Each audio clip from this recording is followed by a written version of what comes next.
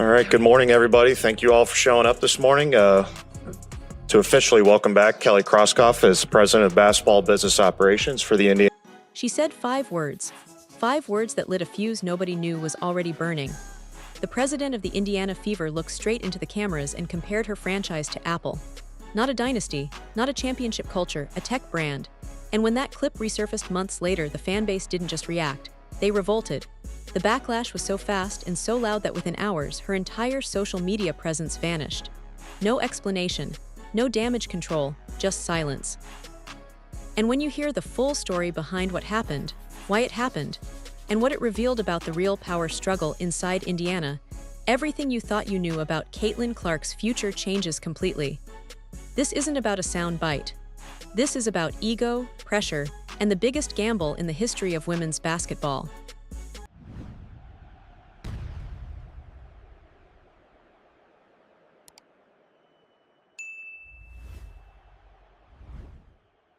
To understand why those 5 words hit so hard, you have to understand what the Fever were before Clark arrived.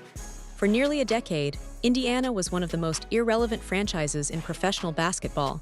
6 wins in 2021, 5 in 2022, 13 in 2023. Year after year, they were the punchline. Nobody was buying tickets. Nobody was tuning in. The arena felt hollow, the roster felt like an afterthought, and whatever buzz the Fever built during their championship years had completely evaporated. A once proud franchise, the same organization that raised a banner in 2012, had become a ghost. The rest of the league was evolving, new markets were emerging, rivalries were heating up, and Indiana was standing still. And nobody in that front office could have predicted what was about to walk through their door. But that was about to change in the most dramatic way possible. When the Fever selected Caitlin Clark first overall in the 2024 draft, it wasn't just a roster move. It was a seismic event. She averaged 19.2 points, 5.7 rebounds, and 8.4 assists per game in her rookie year, becoming the first true rookie to ever lead the WNBA in assists. But the stats only told half the story. Fever home games drew over 17,000 fans per game, actually beating their NBA counterpart, the Pacers. Sold-out arenas everywhere she played, jerseys flying off the shelves, TV ratings shattering every record imaginable. She wasn't just playing the game, she was rewriting the entire economic model of women's basketball. And in the middle of that eruption, the people running the Fever had a choice. Go all in on the generational talent standing right in front of them, or try to steer the wave somewhere safer. What they chose would eventually fracture everything. And the biggest warning sign was hiding in plain sight. In September 2024, the Fever brought back Kelly Krauskopf as president of basketball and business operations. The woman who co-founded the franchise, who was part of the 2012 championship run, returning to lead Indiana into its most important era. On paper, it was brilliant. She knew the culture. She had the credentials. But buried inside her introductory press conference was a comment that almost nobody caught.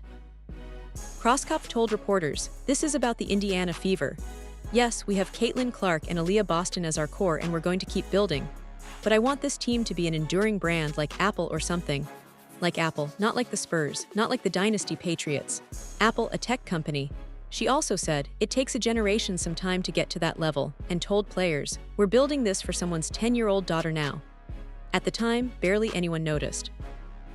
Those words would sit dormant for 9 months. But when they resurfaced, they would tear the entire fanbase apart. July 2025. Clark is sidelined with a groin injury that's limited her to just 13 games. Fans are frustrated. The team is fighting to stay in playoff contention. And then the old press conference clip starts circulating again. This time, nobody was letting it go. The Apple comparison hit completely differently with Clark injured and the team struggling. It didn't sound like corporate vision anymore.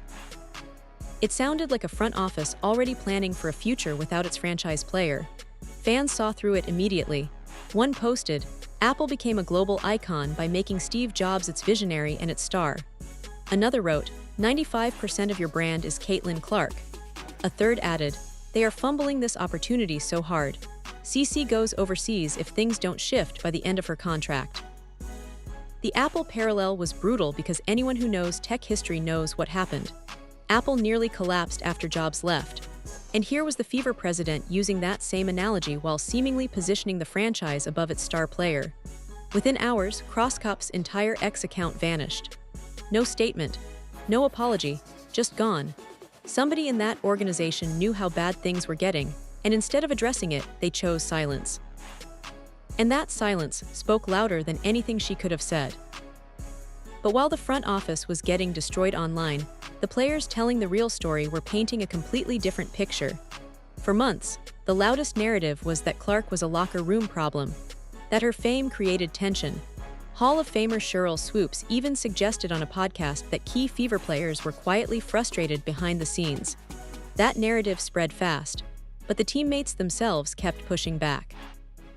Lexi Hull told Glamour, "I think there's a level of jealousy when it comes to the Fever because of the media attention and the fans since Caitlin got here." She revealed that opposing teams were literally saying in their locker rooms, "We can't let the Fever win." Sophie Cunningham went even further. Before she even arrived in Indiana, she said there were explicit conversations about Clark in opposing locker rooms back when Cunningham was still in Phoenix, that the physicality wasn't just about competing. It was about proving a point. By the time Clark's injuries forced her to sit out most of 2025, even neutral observers were questioning whether the league had done enough to protect her. 13 games, that's all she got.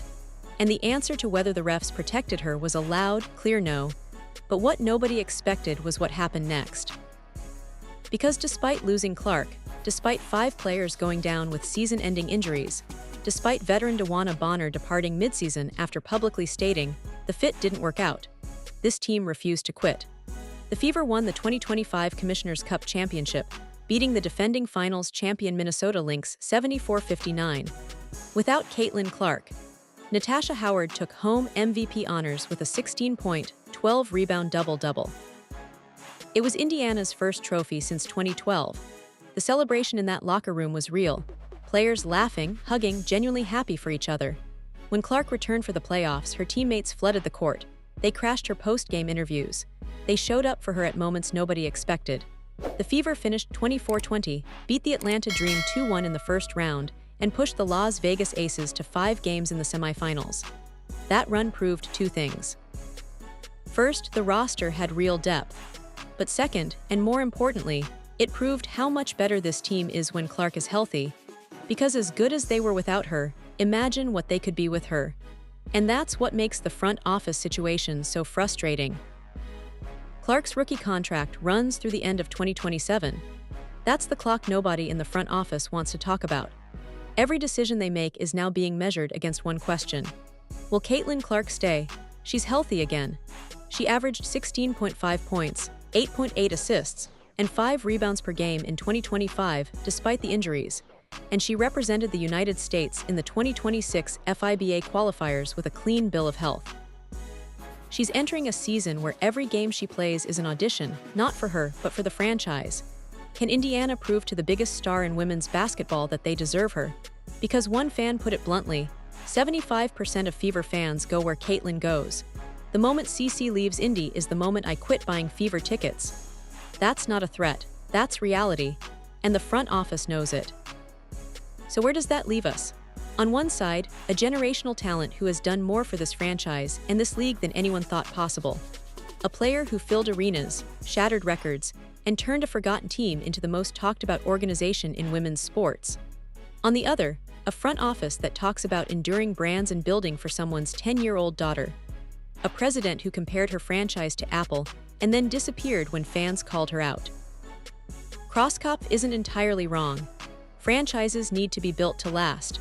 But there's a difference between building for the future and failing to recognize what you have right now. The locker room loves Clark. The fans worship her. The league has literally been transformed by her presence. The only question is whether the people making the decisions are smart enough to realize that the enduring brand they keep talking about doesn't exist without her. Because if Clark walks in 2027, the Fever won't just lose a player. They'll lose the fans, the ratings, the revenue, the relevance. All of it, gone, and they'll have no one to blame but themselves. History will ask one simple question about this moment. Did the Indiana Fever understand what they had? Or did they spend so much time trying to be Apple that they forgot they already had their Steve Jobs? Before going further, if you're enjoying this video, don't forget to smash that subscribe button. It really helps us keep bringing you the content you love. Share this video with your friends so they don't miss out on all the drama and excitement.